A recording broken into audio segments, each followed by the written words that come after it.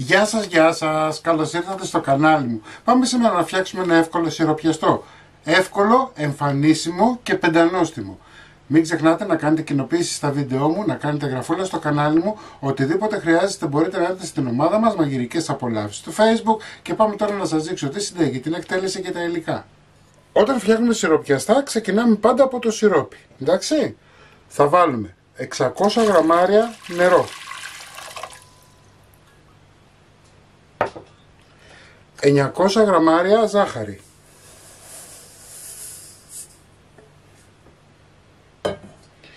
χυμό από μισό ή ένα λεμόνι ανάλογα πόσο ζουμερό είναι,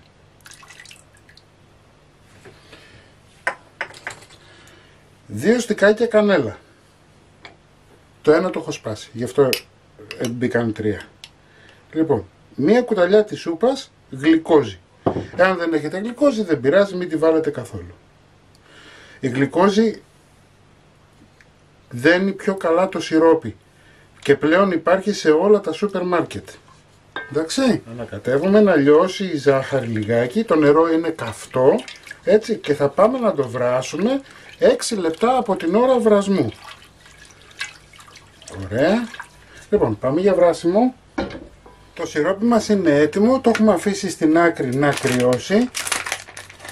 Θα πάρουμε ένα φύλλο βηρητού, έτσι, γίνεται και με φυλλοκρούστας, αλλά το βηρητού να ξέρετε ότι στα σιροπιαστά είναι πολύ πιο καλό και έχει και περισσότερα φύλλα.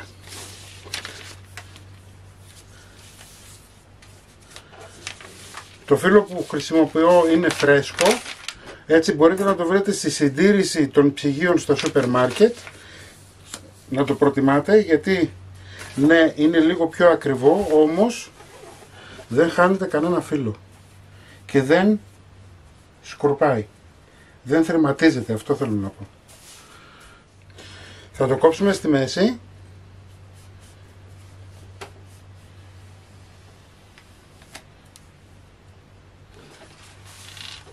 Θα κρατήσουμε το ένα πακέτο και το άλλο πακέτο θα το κλείσουμε ξανά για να μην μας ξεραθεί. Επειδή είναι αρκετά τα φύλλα μας είναι έτοιμα. Παίρνουμε ένα ταψάκι 25-35 και εδώ είναι αυτό που σας είπα, το φθηνό ή το ακριβό. Εάν μπορεί να γίνει με σπορέλαιο, αλλά μπορεί να γίνει και με αιγοπρόβιο βούτυρο ή με αγελαδινό. Είναι σίγουρα πιο ακριβό, αλλά η γεύση τους ξέρετε ότι δεν υπάρχει. Ωραία. Πάμε λοιπόν τώρα να ξεκινήσουμε. Λοιπόν, θα πάρουμε ένα φύλλο, βάζουμε λίγες σταγόνες βούτυρο, παίρνουμε ένα ξύλο από γιασουβλάκια, κλείνουμε,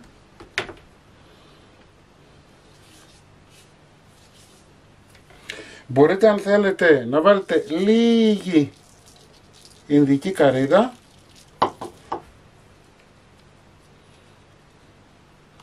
και τώρα ρολάρετε. Βλέπετε πόσο εύκολο είναι. Όσο είναι κλεισμένο και το κρατάμε από την κάτω μεριά, αρχίζουμε και πιέζουμε. Πιέζουμε. Εντάξει. Το βγάζουμε και κάνουμε αυτό το πράγμα.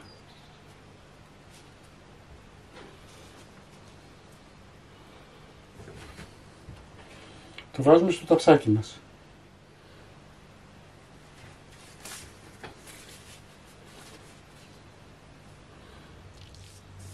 Σταγονίτσες. Βάζουμε το ξύλο μας εδώ. Κλείνουμε. Και ρολάρουμε. Δεν κάνετε σφιχτό ρολάρισμα. Έτσι θέλουμε να έχει λίγο κενό για να μπορέσει να γίνει η φυσαρμόνικα. Βλέπετε τι ωραίο που γίνεται. Βγάζουμε.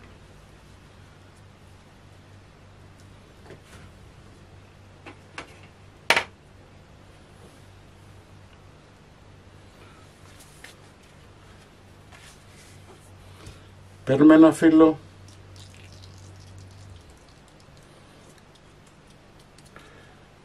Βάζουμε λίγο βούτυρο. Βάζουμε το ξύλο στη μέση, κλείνουμε το φύλλο και ρολάρουμε. Προσοχή, δεν θέλουμε σφιχτό ρολάρισμα για να μπορέσει να γίνει μετά η φυσαρμόνικά μας, έτσι. Λοιπόν, όπως είναι κάτω τώρα το φύλλο, το τελείωμά του, θα πάρετε από τις 2 γραμμές και θα πιέσετε. Θα το βγάλετε και όπως είναι θα του κάνετε ένα μισοφέγγαρο.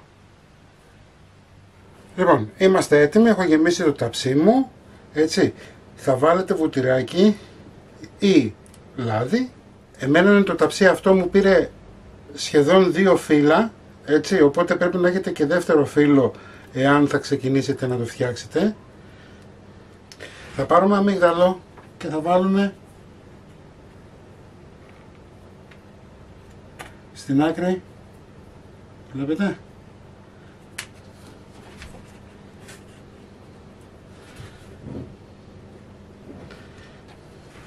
Λοιπόν, βάλαμε τα αμύγδαλα όλα, έτσι. Πάμε, ψεκάζουμε με νερό, έτσι, ψεκάστε με νεράκι γιατί θα παραμείνει το φύλλο τραγανό και δεν θα ξεκολλήσει από το σώμα. Είναι έτοιμο, πάμε για ψήσιμο. 50 με 60 λεπτά αντιστάσεις μέχρι να πάρει ένα ωραίο χρώμα. Τα σαραγλάκα μας μόλις βγήκαν από το φούρνο, έτσι, 1 ώρα ακριβώς. Πάμε να σιροπιάσουμε.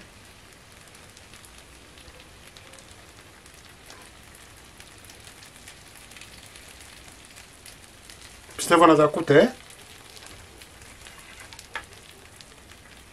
Θα τα αφήσετε να ρουφήξει το σιρόπι όλο, να κρυώσει και μετά θα μπορέσετε να σερβίρετε. Ξέρω είναι λίγο δύσκολο, αλλά... Λοιπόν, μην ξεχνάτε να κάνετε κοινοποίησεις στα βίντεο μου, να κάνετε γραφούλα στο κανάλι μου. Οτιδήποτε χρειάζεστε μπορείτε να έρθετε στην ομάδα μας Μαγειρικές Απολαύσεις στο Facebook. Και εμείς θα τα ξαναπούμε πάλι με ένα επόμενο βίντεο. Γεια και χαρά σας!